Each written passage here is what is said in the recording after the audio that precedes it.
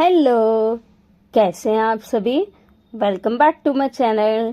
चलिए आज हम बनाने वाले हैं बहुत सारी वेजिटेबल्स का यूज करके एक ही बार में कुकर में बनके तैयार होने वाले वेज मसाला पुलाव, जिसको बनाना बहुत ही आसान है।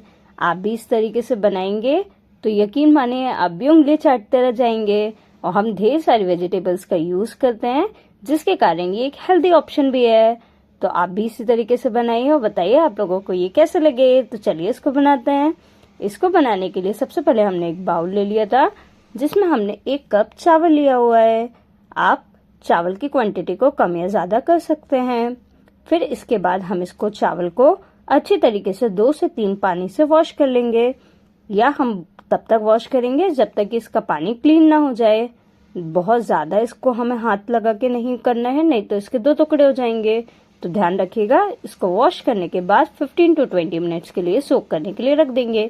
तब तक हम आगे की प्रिपरेशन कर लेते हैं, जिसके लिए हमने चॉप कर लिए अनियन, थोड़ी सी गाजर, हरी मिर्ची और मटर।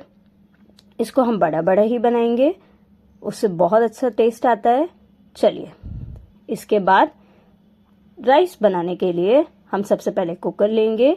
कुकर में हमने थोड़ा सा ऑयल लिया हुआ है। आंच को मीडियम ही रखिएगा, बहुत ज्यादा तेज मत कीजिएगा। मीडियम आंच पे हम गरम मसालों को डालेंगे, जिसमें हम 2 तेज पत्ते डाले हुए हैं, 2 दालचीनी के टुकड़े, 2 बड़ी इलायची, 4 लौंग, थोड़ी सी काली मिर्ची और जीरा डालेंगे। ध्यान रखिएगा बहुत तेज आंच में मत डालिएगा, नहीं तो हमारे सारे गरम मसाले जल जाएंगे। इनको तब तक भुनेंगे जब तक कि इसमें से प्यारी सी खुशबू ना आने लगे। और जैसे ही इसमें खुशबू आएगी हम इसमें तुरंत प्याज डाल देंगे, और प्याज को भी हल्के हल्के हाथों से चलाते हुए इसे सॉफ्ट होने तक कुक करेंगे। देखिए लगभग हमारी प्याज हो चुकी है, तो एक बार इसे चला लेते हैं। प्याज को चलाने के बाद हमने जो बाकी वेजिटेबल्स को बना के रखा हुआ था, 1 बाय 1 करके उनको डाल देंगे। तो सबसे पहले गाजर डाली हुई है, हरी मिर्ची, मटर डालते हुए इनको भी हल्के हल्के हाथों से मिला लेंगे। हमें वेजिटेबल्स को ओवर कुक नहीं करना है। वेजिटेबल्स सिर्फ 50% तक ही कुक होंगी। जब हम राइस के साथ इन्हें कुक करेंगे तो 50% बाकी की तब कुक हो जाएंगी।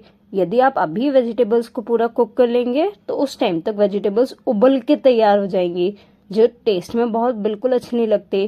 तो ध्यान रखिएगा अभी 50% ही कुक करेगा। जैसे ही हमारी थोड़ी सी कुक हो जाएंगे, इसके बाद हम इसमें नमक डाल देंगे, कश्मीरी लाल मिर्ची पाउडर डालेंगे और हल्का सा गरम मसाला डालेंगे। गरम मसाला हमने आधा इसलिए नहीं डाला हुआ है क्योंकि हम ऑलरेडी स्टार्टिंग में इतना सारा गरम मसाले को डाल चुके हुए हैं। तो आप ध्यान रखिएगा, उसी हिसाब से गरम मसाले को डालिएगा। उसे भी हल्के हल्के हाथों से चलाते हुए 1 मिनट के लिए कुक कर लेंगे। जैसे ही हमारी वेजिटेबल्स 50% कुक हो जाएगी, हम इसमें सोक किए हुए राइस डालेंगे। ध्यान रखिएगा राइस के पानी को रिमूव कर दीजिएगा, और राइस को डालते हुए भी हल्के हल्के हाथों से चला लेंगे, जिससे हमारे जो चावल है वो गल गए हैं, तो अब वो टूटने के डर रहता है। तो ध्यान रखिए इसको हल्के हल्के हाथों से ही चलाइएगा। अब इसके बाद हम इसमें 2 कप पानी डालेंगे। हमने 1 कप चावल लिया हुआ था, तो उसके लिए 2 कप पानी डाला हुआ है। हमारे चावल जो है पुलाव बहुत अच्छे खिले खिले बने, इसके लिए हमने 2 चम्मच लेमन जूस डाला हुआ है।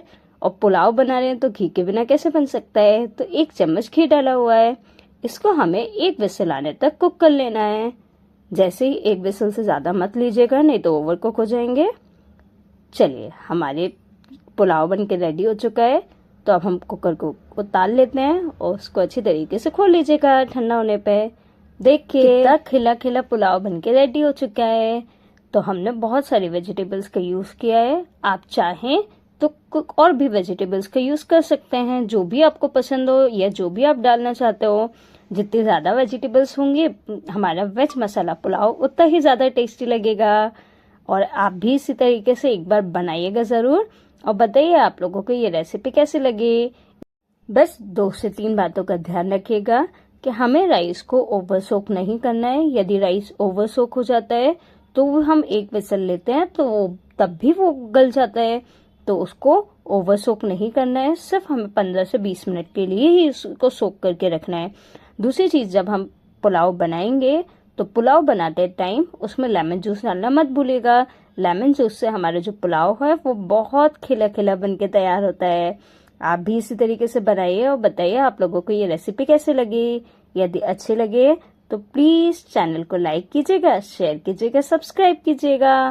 Okay, thank you, bye bye.